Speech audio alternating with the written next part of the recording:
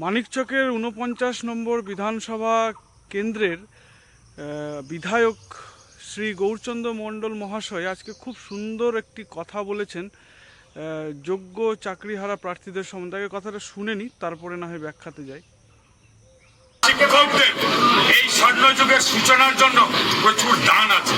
বিগত দিনে দেখেছেন ডিএ থেকে সপ্তম পে কমিশন বন্ধ রেখেছিল, পাশাপাশি শিক্ষককে লাঠি পেটা করা হয়েছিল, জুতোর মার খেয়া হয়েছিল, তার পাঁচসাথে লাঠি খেতে হয়েছিল।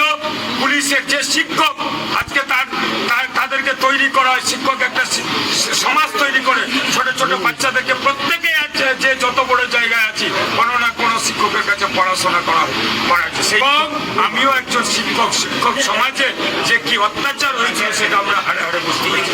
বর্তমানে আমাদের জনপ্রিয় মুখ্যমন্ত্রী শুভেন্দু অধিকারী মহাশয় উনি ব্যাপারটা দেখছেন, খুব তাড়াতাড়ি তাদের দাবিগুলো মিটবে।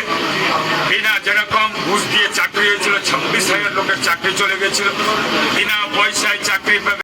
গৌরচন্দ্রবাবুকে আমি সাধুবাদ জানাই, তিনি যোগ্য চাকরিহারাদের বিষয়ে কথা বললেন এবং তাদের ব্যথা প্রেরণা সেটা বুঝলেন, কিভাবে তাদেরকে মারা হয়েছিল বিকাশ ভবনের সামনে।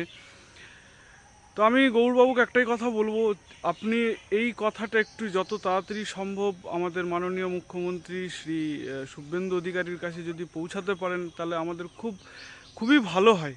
আমরা যা প্রেরণায় বা যা দুঃখে দিন কাটাচ্ছি সেটা তো আমরাই জানি।